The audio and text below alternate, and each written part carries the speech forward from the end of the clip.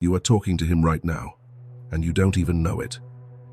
Every time you entertain a dark thought, every time you argue with a temptation in your head, you are opening a door that Padre Pio spent 50 years trying to slam shut. He had a rule, a single, non-negotiable rule when it came to spiritual warfare. Do not answer. Do not negotiate. Do not speak. We live in a world that tries to convince us the devil is a metaphor, a symbol of our own psyche. But for the saint of Pietrelcina, the devil was not a metaphor. He was a roommate who threw him against walls, who appeared as a monstrous dog, who left him bleeding on the floor of his cell. If you want to survive the spiritual attacks in your life, the anxiety, the sudden rage, the despair, you need to learn the strategy of the man who fought the devil with his bare hands and won. Padre Pio offered a terrifyingly simple analogy for the devil. He called him a mad dog attached to a chain. Think about that image. A mad dog can bark. It can foam at the mouth. It can lunge and snap its jaws with enough force to crush bone. But it cannot bite you unless you do one specific thing. Step inside the circle of the chain. This is the first lesson. The devil has limits. He is not a god of evil equal to the God of good. He is a creature, a fallen angel, yes, but still a creature bound by the permission of the Creator. He cannot touch a hair on your head without God allowing it for your testing or purification. But we get bitten. Why? Because we get curious. We get close. We flirt with the occasion of sin. We think we are strong enough to handle the temptation, to look at the edge of the cliff without falling. Padre Pio's advice was brutal. Keep your distance. If you get bitten, it's because you walked into the dog's yard. Here is a secret the enemy doesn't want you to know. He is a coward. Padre Pio explicitly stated that the devil is strong with the weak, but a coward with the strong. But what does it mean to be strong? It doesn't mean you have willpower. It doesn't mean you have a high IQ. In the economy of heaven, strength is binary. You are either in a state of grace or you are not. When a soul is in a state of grace, meaning free from mortal sin, confessed, and connected to God, the demon is terrified of you.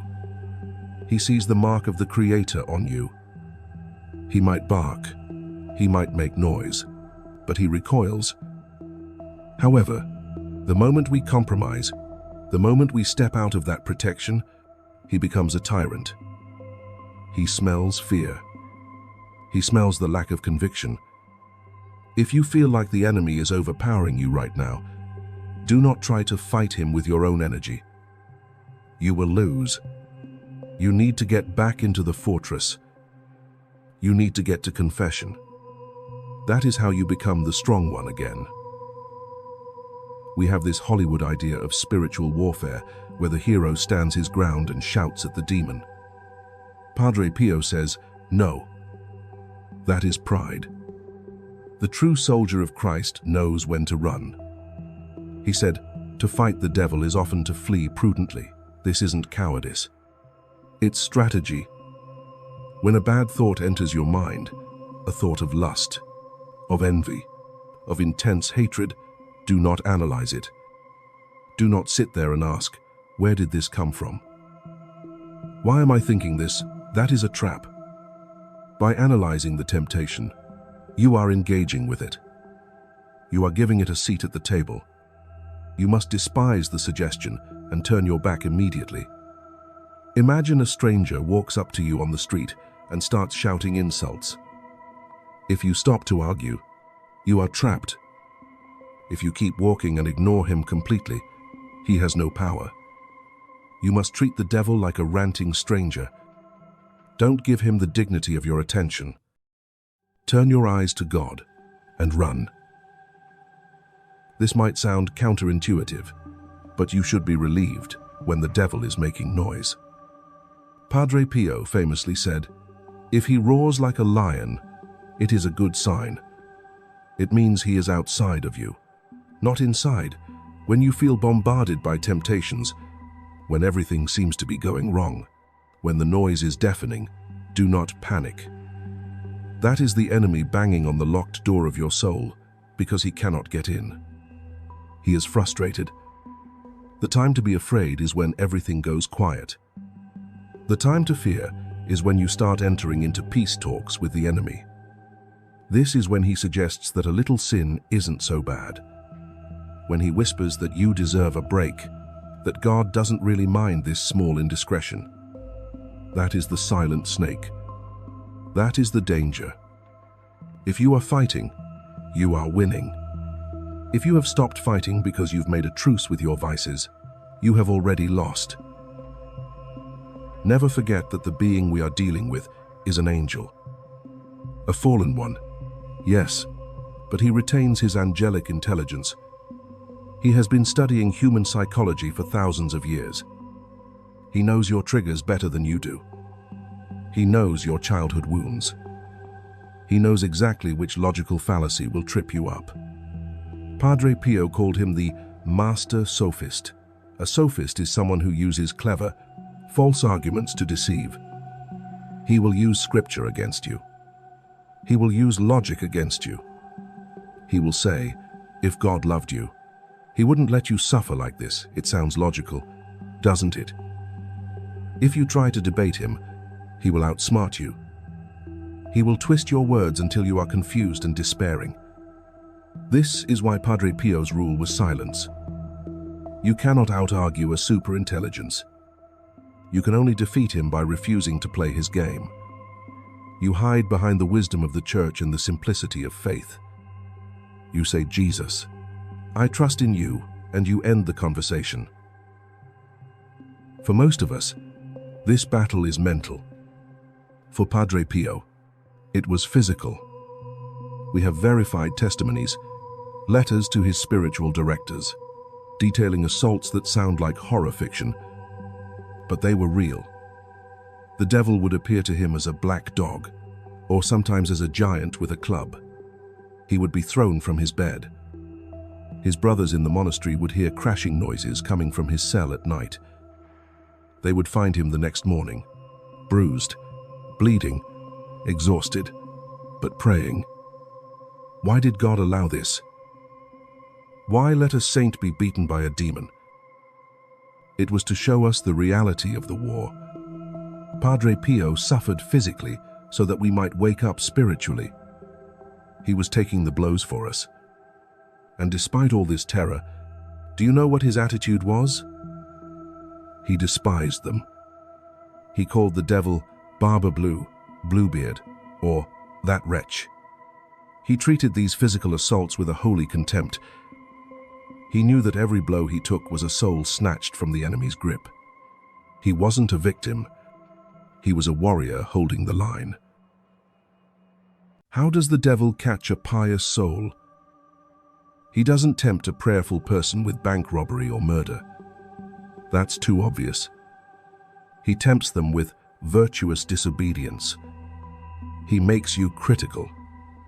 He makes you look at your priest, your bishop, or your boss and say, I know better than them. Padre Pio warned that the devil loves to sever the link of obedience.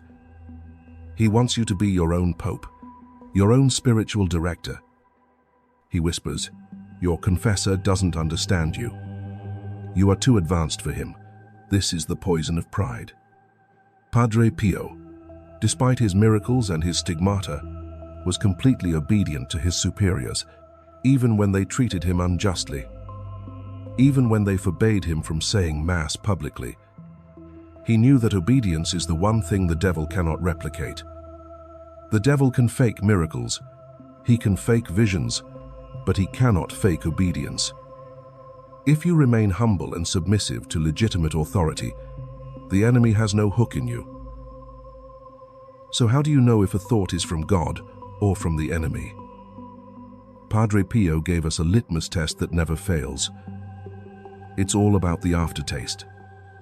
The action of Satan always, without exception, leads to agitation, dryness, and darkness. Even if he offers you something that looks good, like a sudden desire to do a severe fast or a long vigil, if it leaves you anxious, irritable, and proud, it is from the devil. On the other hand, the Spirit of God brings clarity and peace.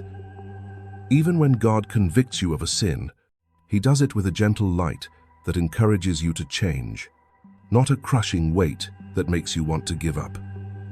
If you feel confused, if your mind is spinning in circles, if you feel a dark heaviness in your chest, stop. That is the signature of the enemy. God is the God of peace. He does not scream. He does not rush. If you are being rushed, it's not God. There is a dangerous arrogance in thinking I can handle this myself. No, you can't. You are human. You are dust. Padre Pio insisted that we must have recourse to God immediately. But more specifically, he emphasized the power of the priesthood. He said that no man can fight the devil alone unless he is a priest, invested with the authority of the church. When you are under attack, don't just grit your teeth. Go to the source of power.